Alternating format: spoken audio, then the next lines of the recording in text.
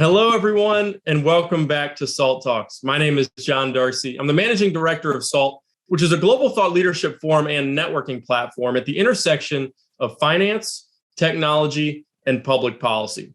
SALT Talks are a digital interview series that we started in 2020 with leading investors, creators, and thinkers.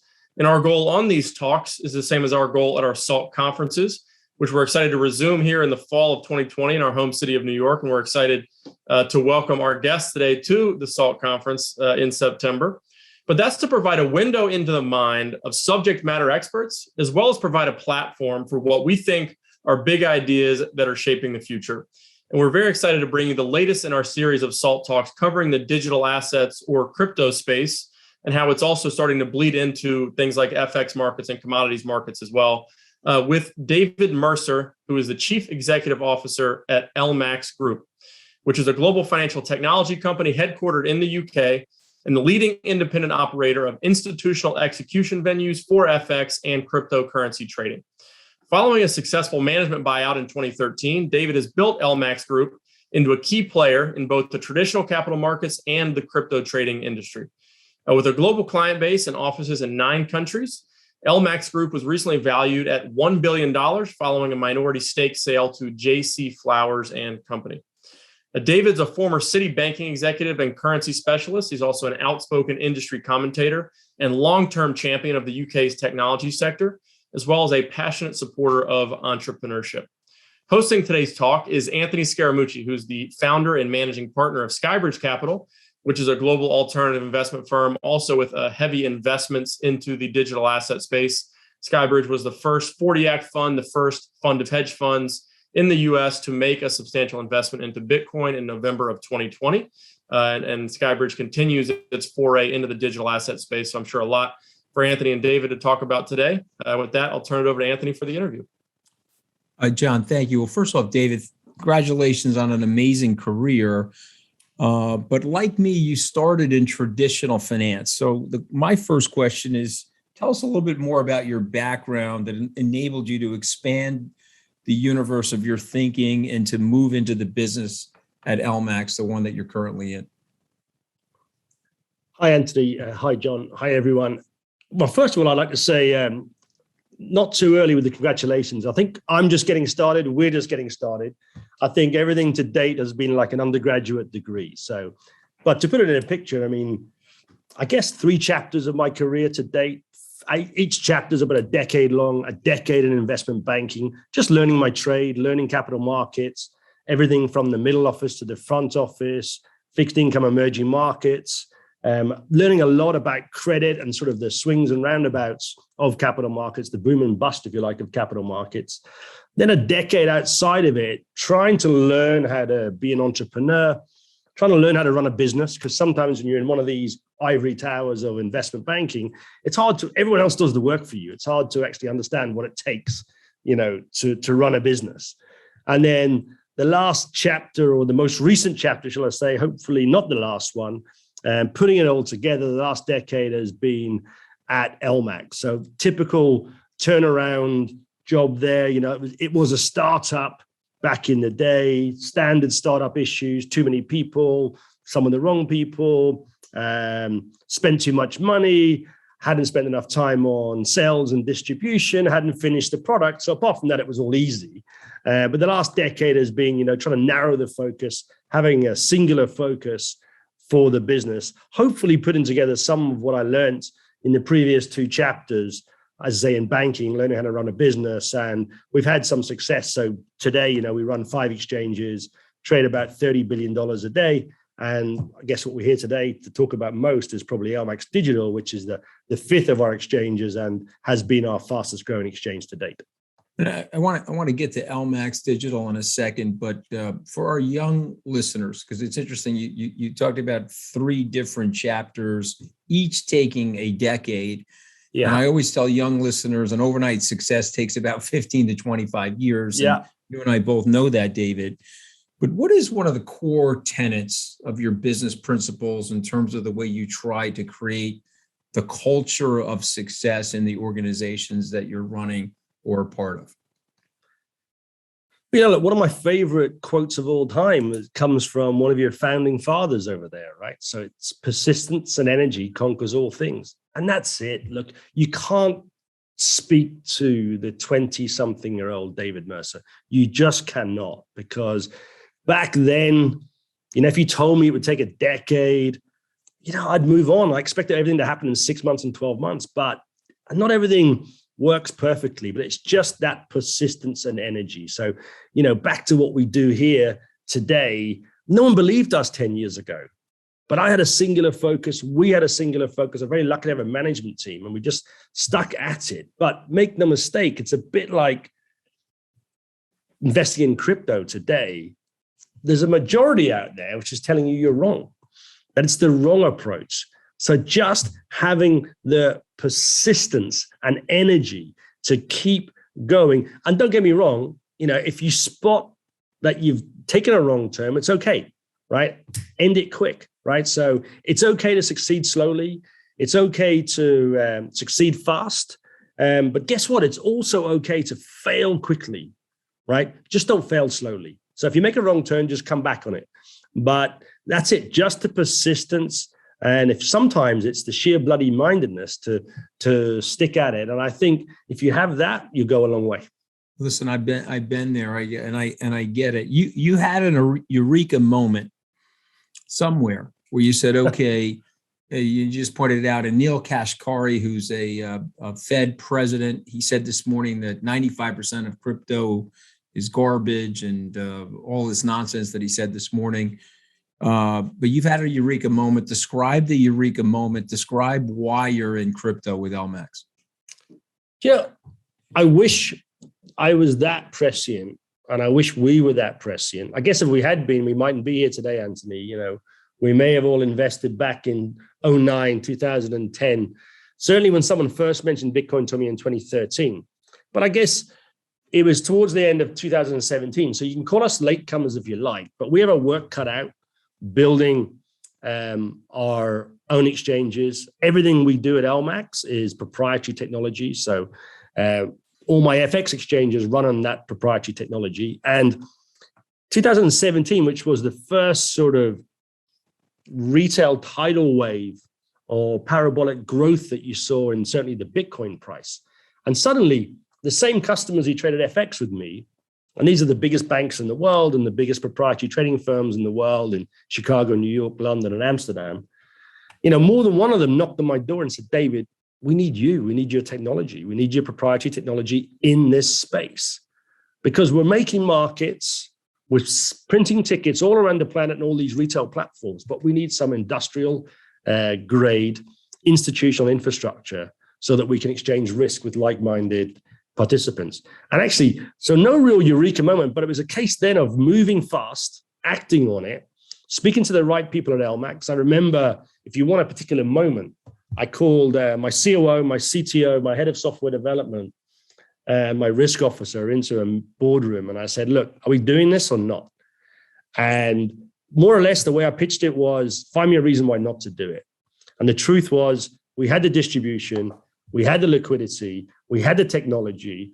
All we had to do was integrate with a few blockchains. And to be frank, that took 3 to 6 months. And from field to fork, as they say, or from concept to delivery, we launched LMAX Digital within 6 months of that meeting. So that's when it happened. And I didn't even for 1 second think about failure. I guess we never do, because everything we had in the background, as I say, the distribution, the people, the technology, it was all ready. So if Bitcoin was going to work, if crypto was going to become a bona fide asset class, then we were going to be in the right place.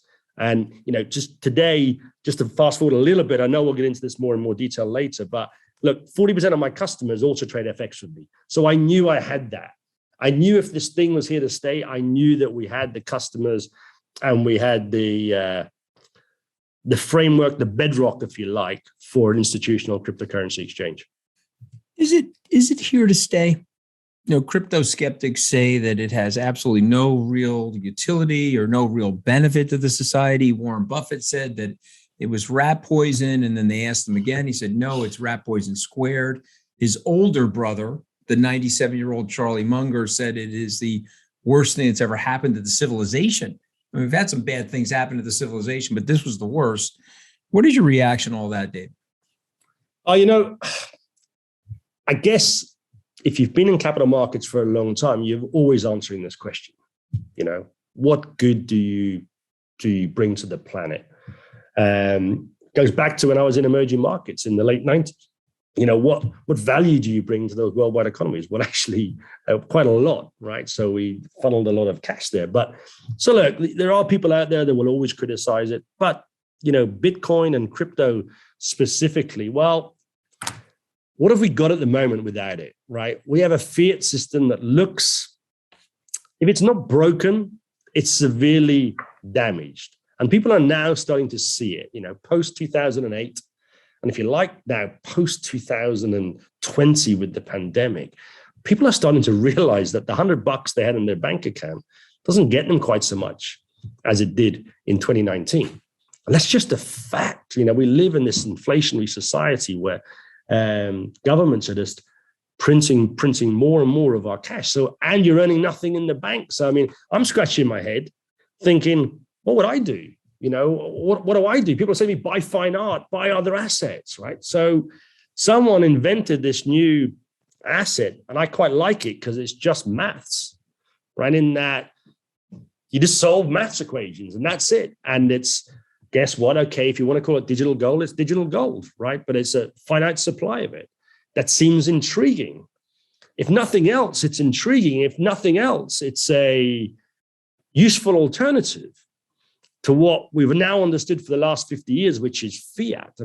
Fiat, the fiat dollar has only been around for 50 years. That's nothing, right? In the history of currency, in the history of markets, that's nothing, right? So we broke away from the gold standard 50 years ago. Was that the right thing to do? I don't know. Well, this and Bitcoin it's perhaps closer to that. So look, it's an alternative. It gives you three things, I guess, you're looking for in a currency. It gives you a store of value, discuss. Is anything a store of value, really? It gives you a medium of exchange, i.e. you will accept it from me. Not everyone will just yet, but more and more are accepting it.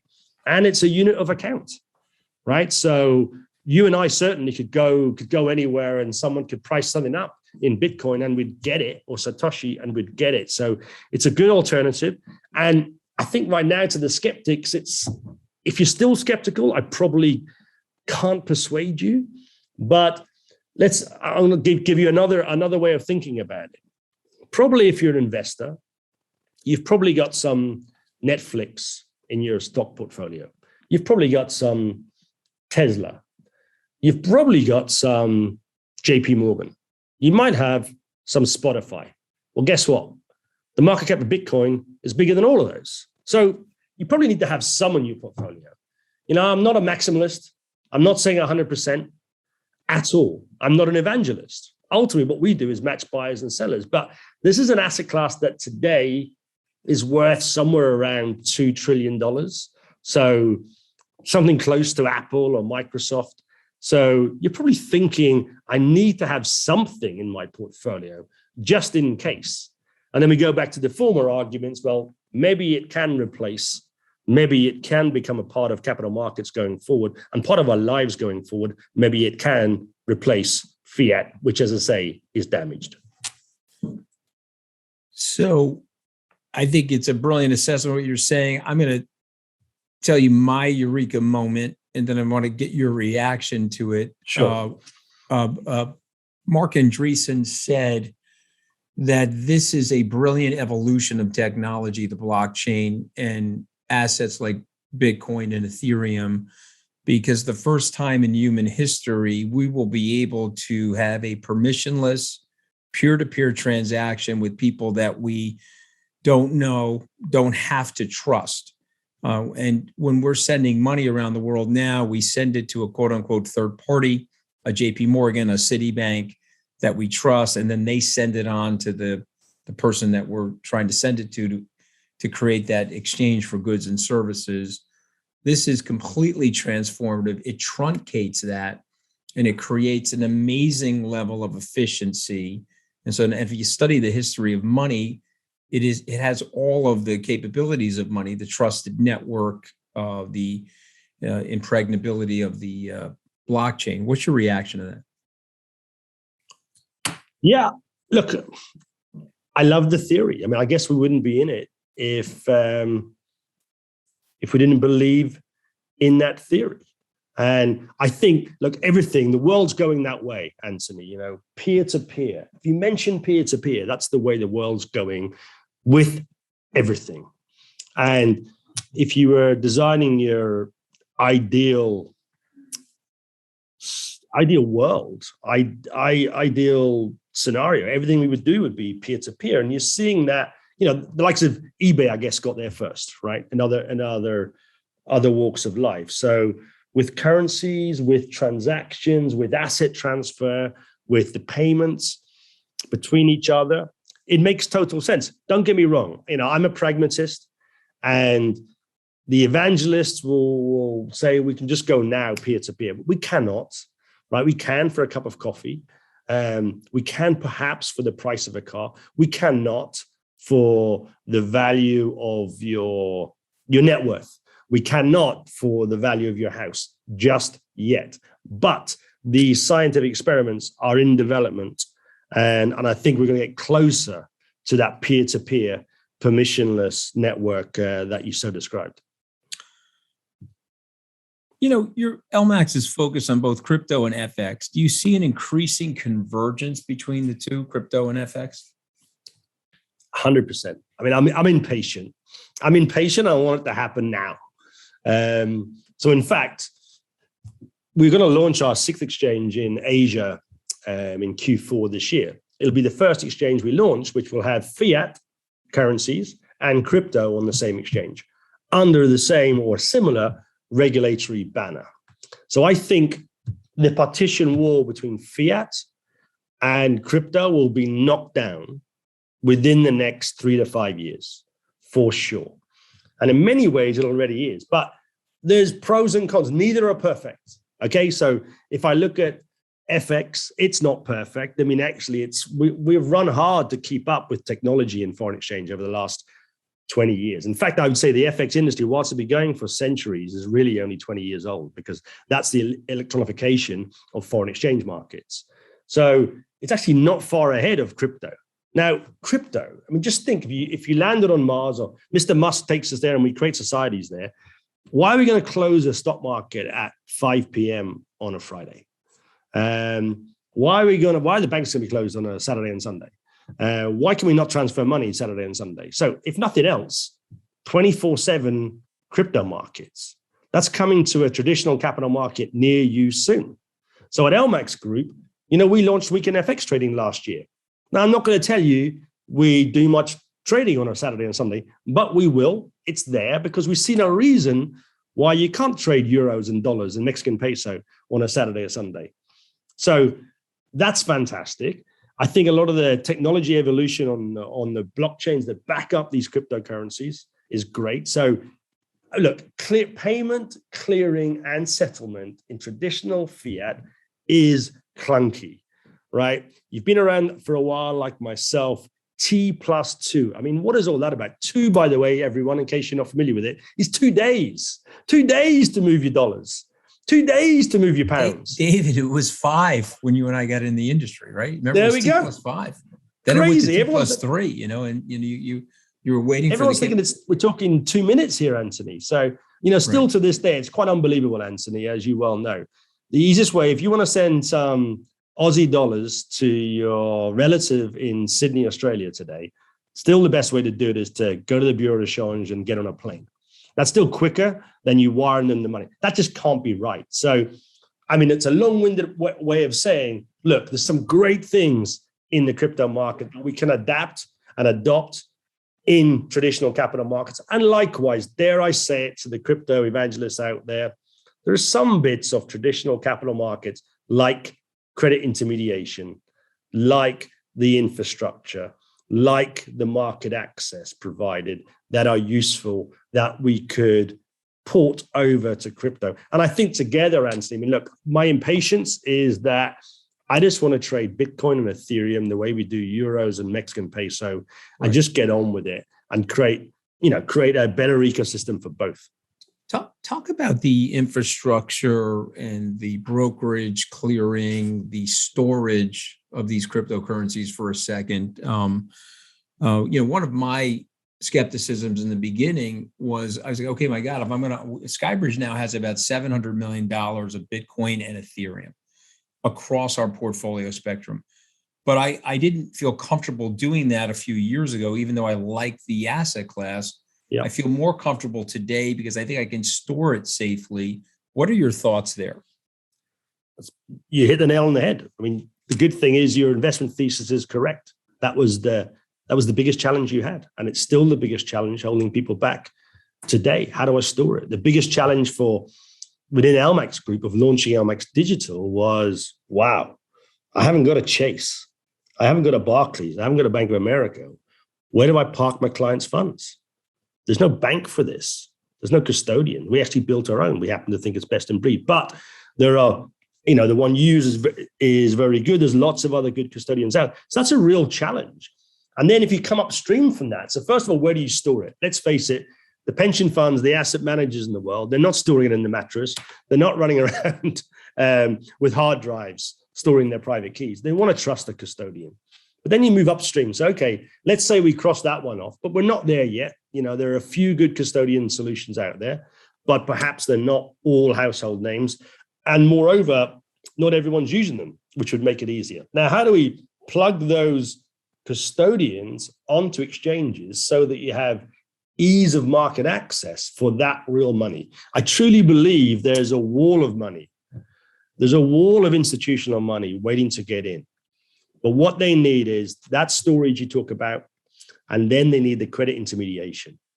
Now, they say to me, one of my better brokerage customers said to me, David, don't talk to me about private keys. Don't talk to me about wallets, custodians, and blockchains. I just want to trade Bitcoin the way I trade euros, right? The way I trade dollars.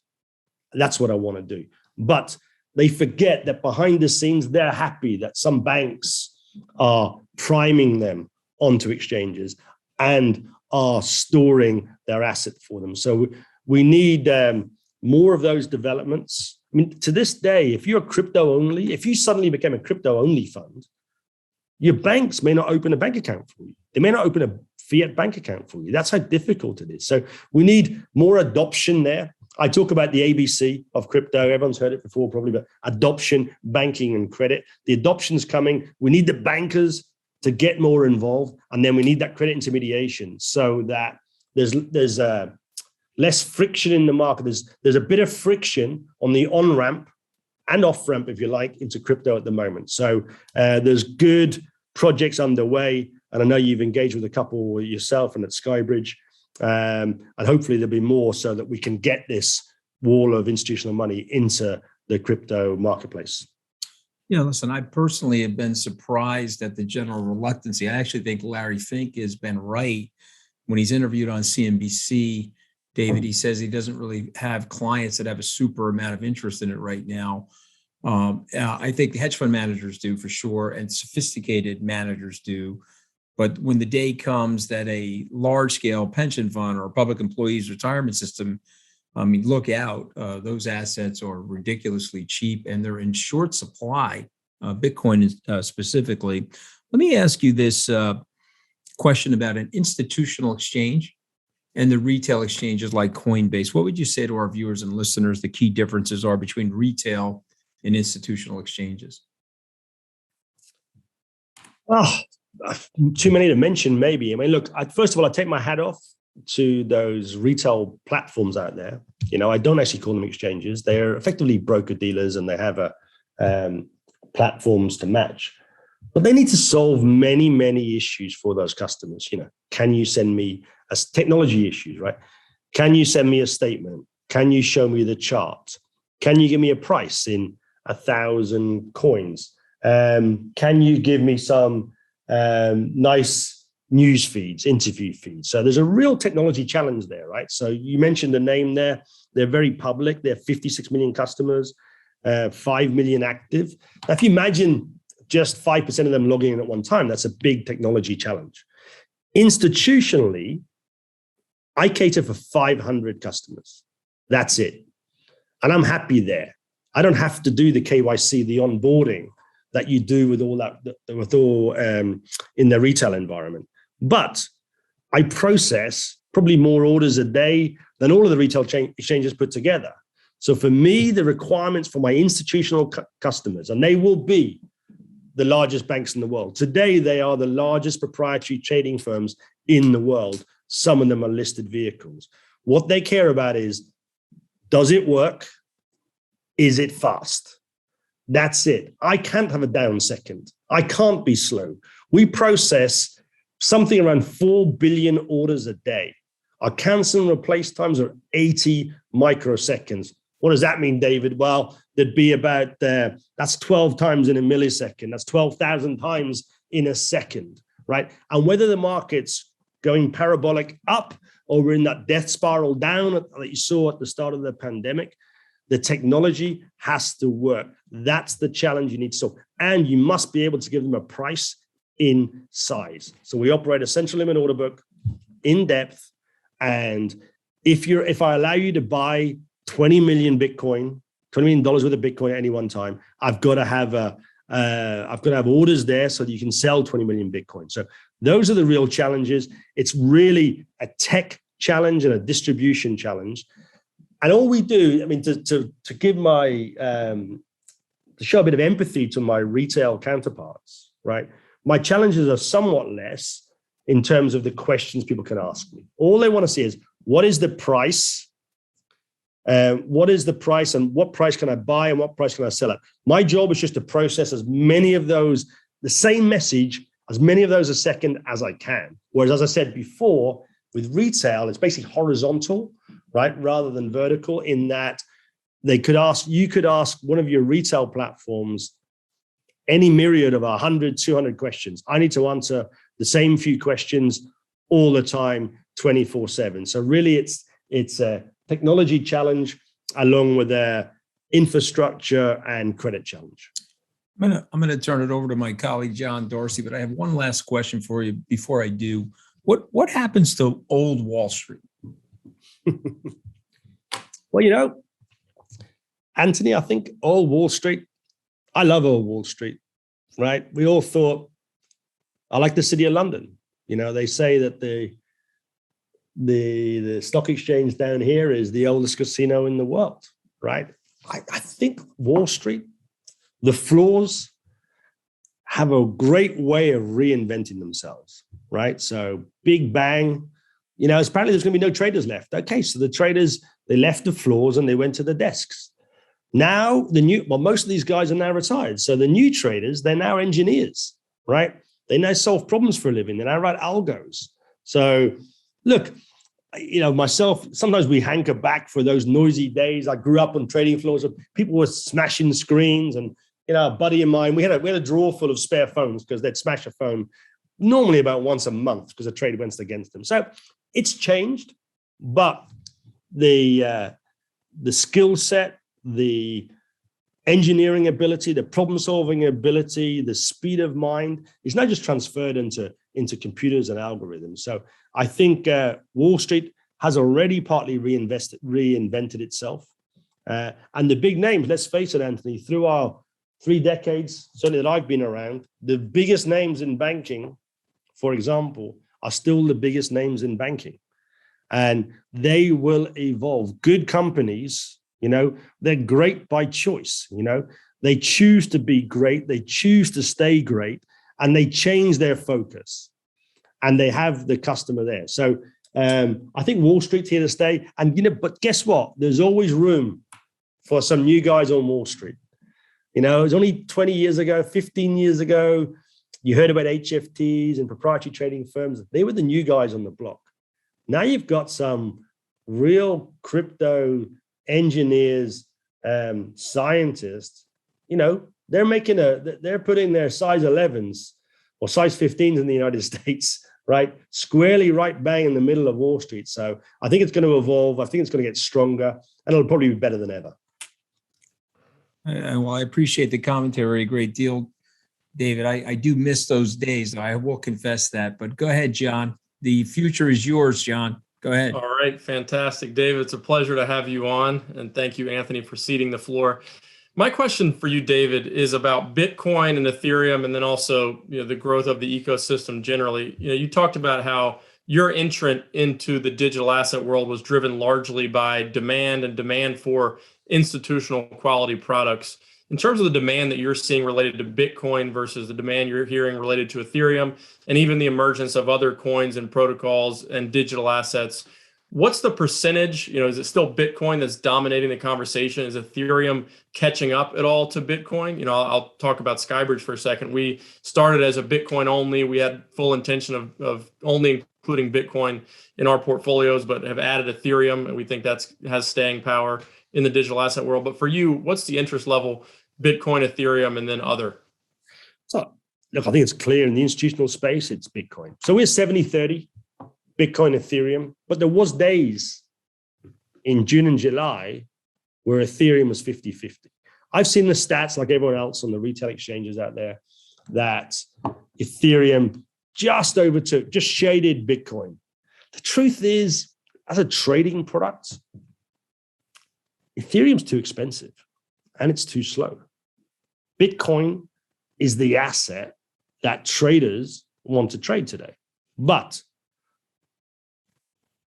why Ethereum? Why is it starting that march? Well, actually, it's all about DeFi. Despite all there's some other coins out there that are sort of seeding the DeFi experience, but far and away, Ethereum's the winner on that at the moment. It's the utility coin. It's the on-ramp into DeFi. So I think everyone, or a lot of people that are getting involved in DeFi are starting with Ethereum and switching it up into other tokens. But, there's nothing that says it's going to hold that place forever.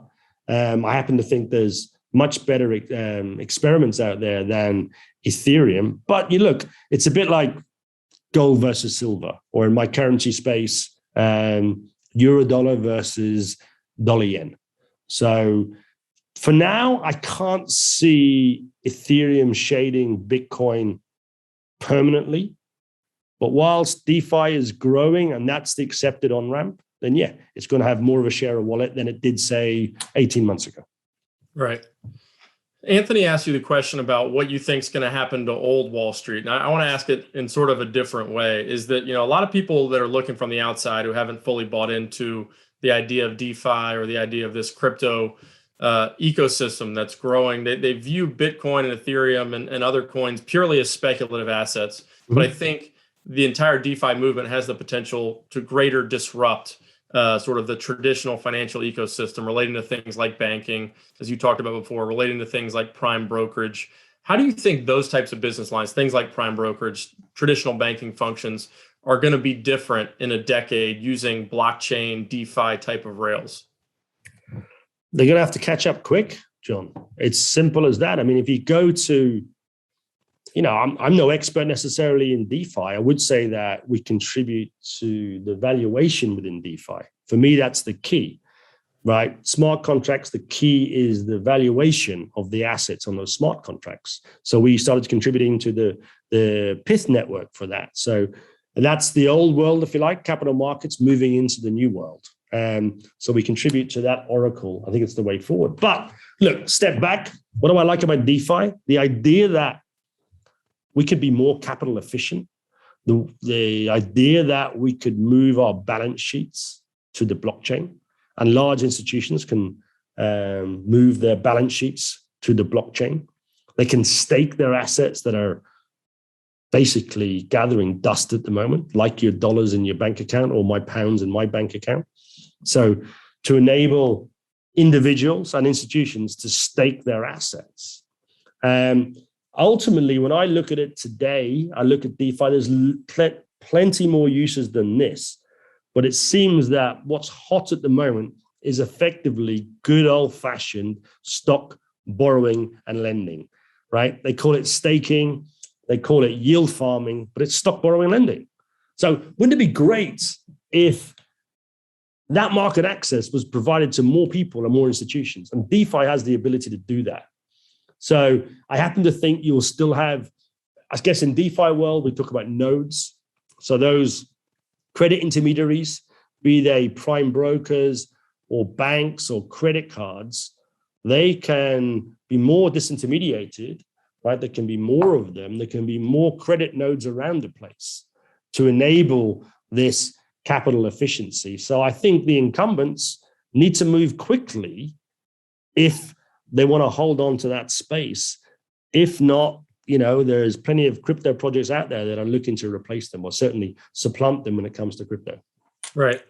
As Anthony mentioned, Neil Kashkari, a Fed governor, the former Fed chairwoman, Janet Yellen, now the Treasury Secretary, has expressed very skeptical views about the crypto ecosystem. There's, sort of old Wall Street banking regulators across the US and across the world, frankly, who have skeptical views about, the nature of trading that takes place in the digital asset ecosystem. They characterize it as money laundering or nefarious in some way. And so it's creating obstacles for, unfettered growth of a lot of these industries.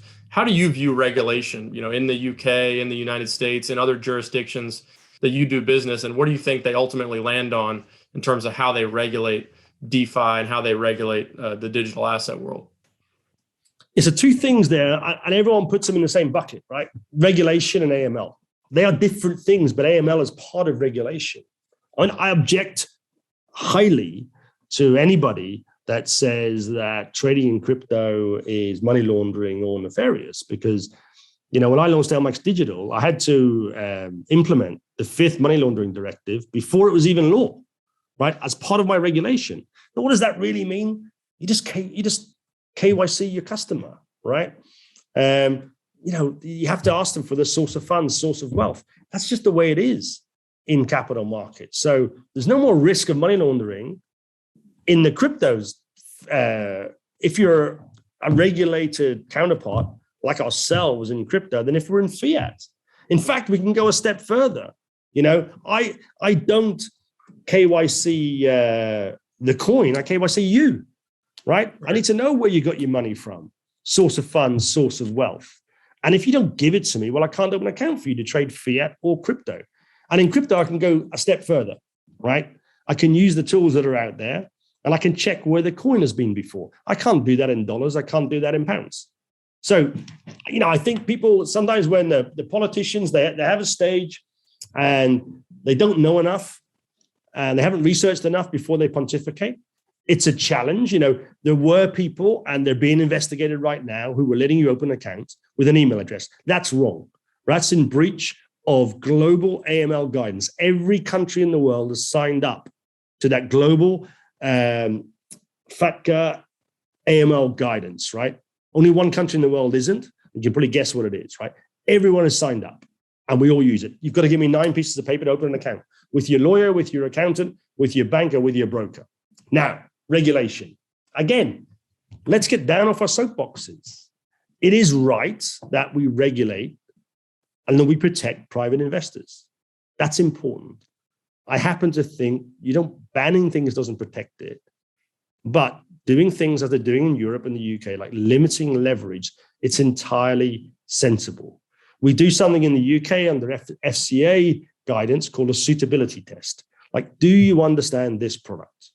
And if it comes back and says, no, you don't, you can go off and do training courses to get up to speed so that this does become suitable. Do you understand leverage? Most people actually initially say no. And then you say, well, have you ever bought a house? There you go. You've got some leverage in there because you didn't pay for it in cash, most of you. So that type of thing, suitability test, allowing people to protect themselves, protect their investors. I think protecting private investors is important. And a lot of what you see in regulation is doing that. And that makes complete sense. Outlawing it doesn't work because what you then do is drive your own citizens offshore into the hands of people who don't have this stringent regulation and protection mechanism or protection blanket that we surround the world, certainly in the UK and the United States, for example. So Otherwise, regulation in the wholesale environment, we're all regulated. We're highly regulated. They just haven't quite got a framework yet for what is crypto. Certainly in the US, is it currency? Is it a security? Is it a commodity? For me, it's definitely a currency. But some of the crypto assets, they could look like a security. So be careful when you're launching your token. If you pay dividends, for example, is there anything that resembles a security, you're going to come under SEC law. But there's the frameworks are there. So I think don't confuse the two. But generally, we are fans of regulation. I'm highly regulated, as an MTF, as a broker by the FCA in the UK, in Gibraltar for digital, and in 3 or 4 other jurisdictions around the planet.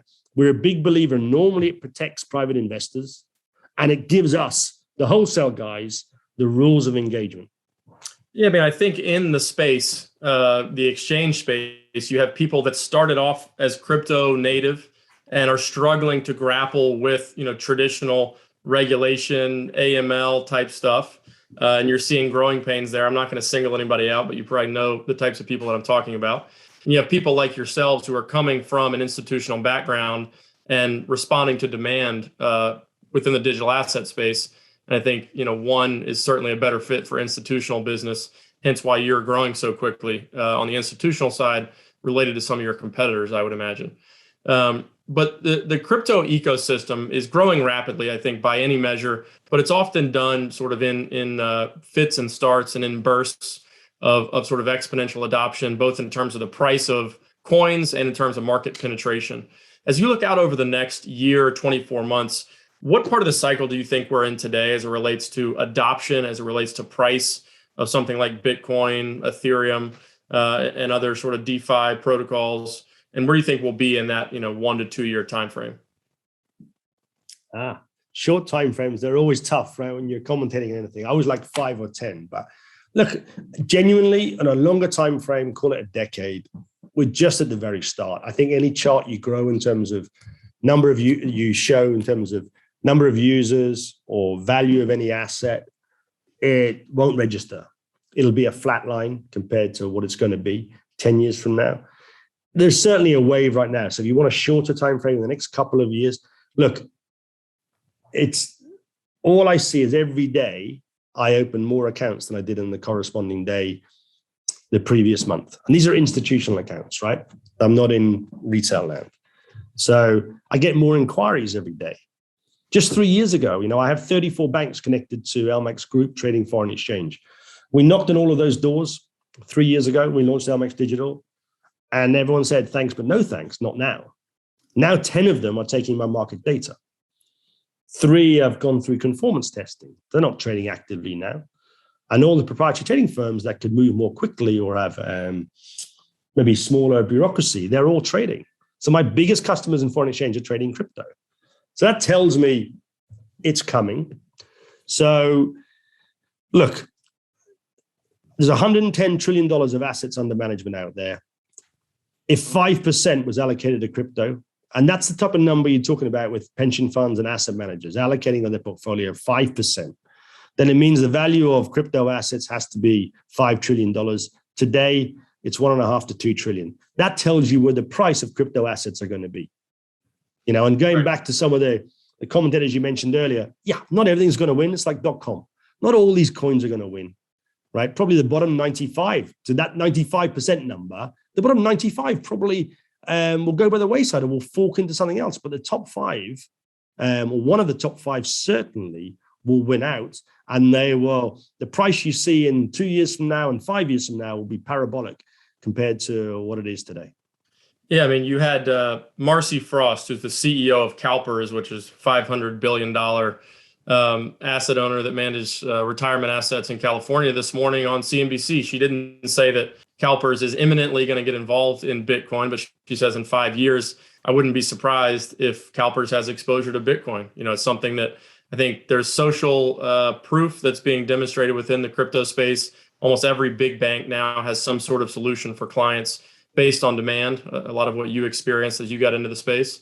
And so I think that the stigma around Bitcoin is starting to fade away, and it could become exponential at a certain point. But David, it was a pleasure to have you on Salt Talks. We look forward to hopefully seeing you in September if President Biden will let you in the door. We're certainly trying to help you in that regard, but look forward to having you involved in Salt in person as well as sharing this Salt Talk with everyone. Anthony, you have a final word for David before we let him go? The next time you come on, I want you to smash one of these phones. Okay. I want you to help me relive my youth. Okay. I feel like we haven't smashed the phone in 25 years, David. No, absolutely. I'll bring a drawer.